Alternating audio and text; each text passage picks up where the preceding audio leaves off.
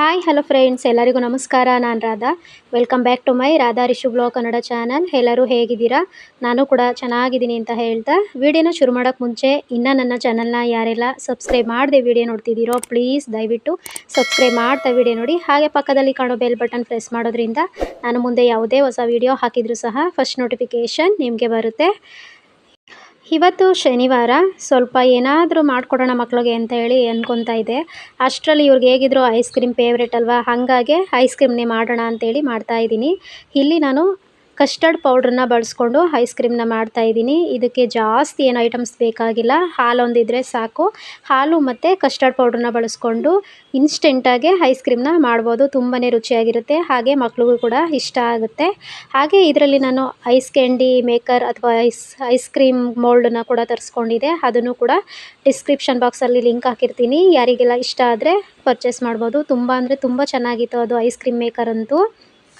ಮೊದಲಿಗೆ ನಾನಿಲ್ಲಿ ಒಂದು ಅರ್ಧ ಲೀಟರ್ ಹಾಲನ್ನ ಕಾಯಿಸ್ಕೊತಾ ಇದ್ದೀನಿ ಚೆನ್ನಾಗೆ. ಹಾಗೆ ಅದನ್ನು ಕಾಯ್ಲಿಕ್ಕೆ ಇಟ್ಬಿಟ್ಟು ಇಲ್ಲಿ 2-3 ಸ್ಪೂನ್ ಆಗೋವಷ್ಟು ಕಸ್ಟರ್ಡ್ ಪೌಡ್ರನ್ನು ಕೂಡ ಬಳಸ್ಕೊಂಡು ಸ್ವಲ್ಪ ಕಾಯ್ದಿರುವಂಥ ಹಾಲನ್ನು ಹಾಕಿ ಚೆನ್ನಾಗಿ ಗಂಟಿಲ್ದಿರೋ ಹಾಗೆ ಮಿಕ್ಸ್ ಮಾಡಿ ಇಟ್ಕೊತಾ ಇದ್ದೀನಿ ಕಲಸಿ.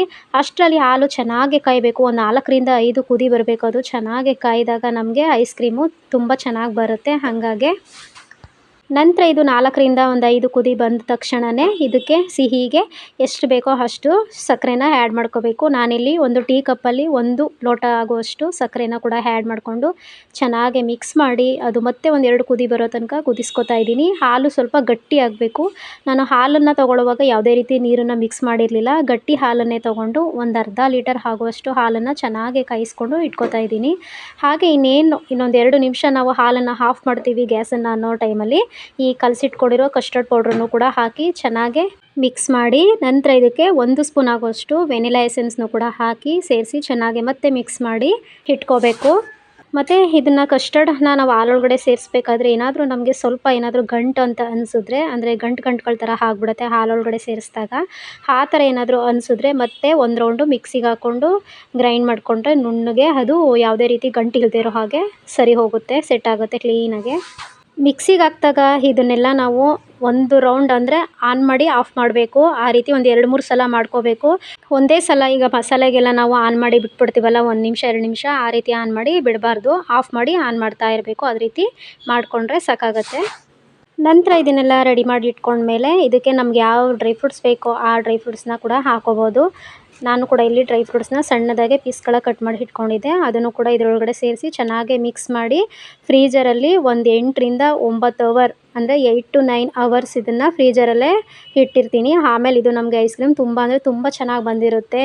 ಹೊರಗಡೆ ಯಾವಾಗಲೂ ತೊಗೊಂಡು ತಿನ್ನೋದಕ್ಕಿಂತ ಈ ರೀತಿ ಮಕ್ಕಳಿರೋ ಮನೆಗಳಲ್ಲಿ ಈ ರೀತಿ ಏನಾದರೂ ಮಾಡಿಕೊಟ್ರೆ ತಿಂತಾ ಇರ್ತಾರೆ ಖುಷಿಪಟ್ಟು. ಆದರೆ ನಮ್ಮ ಮನೆಗಳಲ್ಲಿ ಮೋಕ್ಷಿಗೆ ರಿಷುಗಂತೂ ತುಂಬಾ ಐಸ್ ಕ್ರೀಮ್ ಅವ್ರ ಲವರ್ ಅಂತಲೇ ಹೇಳ್ಬೋದು. ಹಾಗೆ ನನಗೂ ಕೂಡ ಐಸ್ ಕ್ರೀಮ್ ಅಂದರೆ ತುಂಬಾ ಇಷ್ಟ. ಅದಕ್ಕೋಸ್ಕರನೇ ನಾನಿವತ್ತು ಕಸ್ಟರ್ಡ್ನ ಬಳಸ್ಕೊಂಡು ಮಾಡಿದ್ದೀನಿ. ಮುಂಚೆ ಒಂದು ಸಲ ನಾನು ಐಸ್ ಕ್ರೀಮ್ನ ಟ್ರೈ ಮಾಡಿದ್ದೆ, ಅಂದರೆ ಬರೀ ಹಾಲಿಂದ ಮಾಡಿದ್ದೆ. ಇವತ್ತು ಹೇಗಿದ್ರು ಸ್ವಲ್ಪ ಕಸ್ಟರ್ಡ್ ಪೌಡ್ರು ಇದ್ದಿದ್ದರಿಂದ ಅದನ್ನು ಕೂಡ ಸೇರಿಸಿ ಮಾಡ್ತಾಯಿದ್ದೀನಿ. ತುಂಬ ರುಚಿಯಾಗಿ ತುಂಬ ಟೇಸ್ಟಾಗಿ ಬಂದಿತ್ತು. ನೀವು ಒಂದು ಸಲ ಟ್ರೈ ಮಾಡಿ.